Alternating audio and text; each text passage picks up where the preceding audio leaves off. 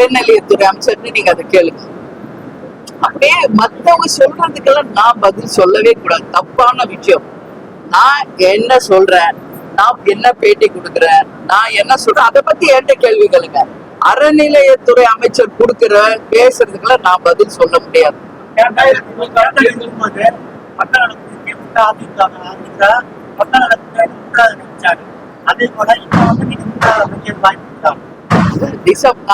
தெளிவா சொல்லி இருக்கிறேன். கூட்டணியை பற்றி நீங்கள் எப்படி ட்விஸ்ட் பண்ணி கேட்டாலும் என்னுடைய ஒரே பதில், ஜனவரி மாதம் 9ஆம் தேதி கடலூரில் நடக்கின்ற மாநாட்டில் மிக தெளிவாக அறிவிப்பு வரும். அது வரைக்கும் உங்கள் வியூகங்களுக்கோ உங்களுடைய கேள்விகளுக்கோ என்னுடைய பதில் இதுதான். ஜனவரி 9 கடலூரில் அறிவிப்பு. எப்பயும் நடக்கிற தேர்தல் போலதான் இருக்க போகுது. இதுல என்ன புதுசா என்ன நடக்க போகுது? சேம் அதே தேர்தல் தான்.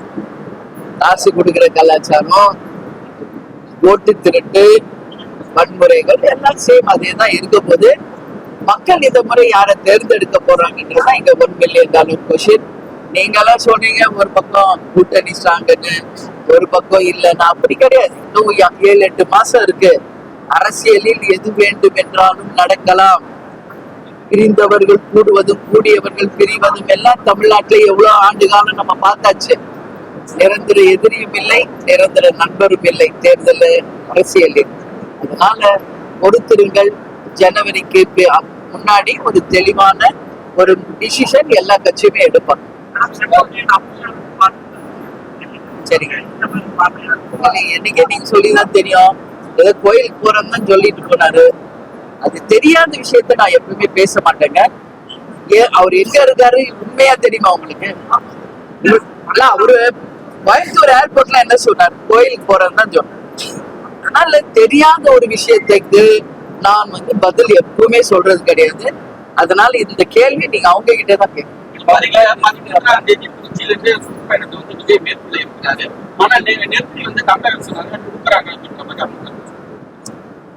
அரசியல் என்று வந்தாலே நெருக்கடிகள் இருக்கும், சவால்கள் இருக்கும்.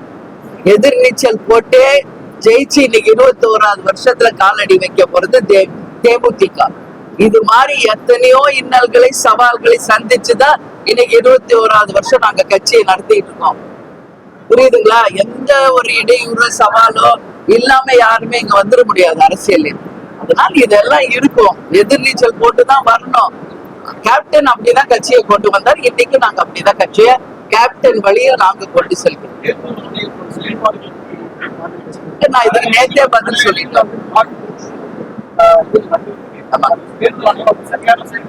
இல்ல, இதுக்கும் நான் டெய்லி பிரஸ் கிட்ட பதில் சொல்லிட்டு தான் வரேன். பீகார்ல மட்டுமே ஏதோ வாக்கு திருட்டு நடக்கிற மாதிரி பிரபகண்டா பண்றாங்க. நேத்து கூட அதை தான் நான் பேசுறேன் திருவாரூர்ல. இந்தியா முழுக்க அந்த நிலைமை இருக்கிறது. தமிழ்நாட்டிலும் இன்னைக்கு நியூஸ் பேப்பர்லயே அதான போட்டிருக்காங்க. அதனால இந்த முறைகேடுகளை தடுக்க வேண்டியது எலெக்ஷன் கமிஷனோட வேலை. அதற்கு துணையாக நீதி அரசர்களும் இருக்கணும். ஜனநாயக ரீதியாக நடக்கின்ற தேர்தல் நியாயமானதாக மக்களுக்கான உண்மை தேர்தலாக இருக்கணும்னா தேமுதிக சார்பாக கேட்கிறோம். அட்லீஸ்ட் வருகின்ற தேர்தலாவது நியாயமான தேர்தல் நடக்குதான்னு பார்ப்போம்.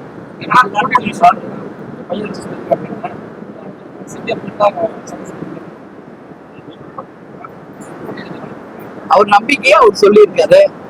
நம்பிக்கை தானே வாழ்க்கை. அவர் நம்பிக்கையை விஜய் பிரபாகர் சொல்லியிருக்காரு. அதான் வெயிட் பண்ணுங்க. இன்னும் கூட்டணி தெரியாது, எந்த தொகுதி தெரியாது, எதுவுமே தெரியாது. நான் எப்படி சொல்ல முடியும்? ஜனவரி 9 வரைக்கும் வெயிட் பண்ணுங்க. அதான் ஒரே லைன்ல சொல்லிட்டல, அரசியலில் நிரந்தர எதிரியும் இல்லை, நிரந்தர நண்பரும் இல்லை.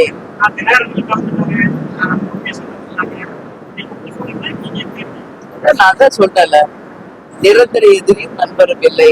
அண்ணன் எடப்பாடியார் ஆகட்டும், நேத்து கூட ஆர்.பி. உதயகுமாருடைய தாயார் மறைவுக்கு தேமுதிக சார்பாக நாங்க அஞ்சலி சொல்லியிருக்கோம். கட்சி சார்பா எல்லாரும் போய் கலந்துகிட்டாங்க. புரியுதுங்களா? அதனால அதெல்லாம் கிடையாது. அதுதான் தேர்தல் வரும்போது, பக்கத்துல வரும்போதுதான் யார் யாரோட கூட்டணி அப்படிங்கறது ஃபைனல் டெசிஷன் வரும். அதுவும் நேத்தே சொல்லிட்டேன், பல முறை அவர் வெளிநாட்டுக்கு போயிருக்கிறாரு. ஆனா இது வரைக்கும் என்ன முதலீடுகள் வந்துச்சு? வெள்ளை அறிக்கை எதிர்கட்சி கேட்கிறாங்க.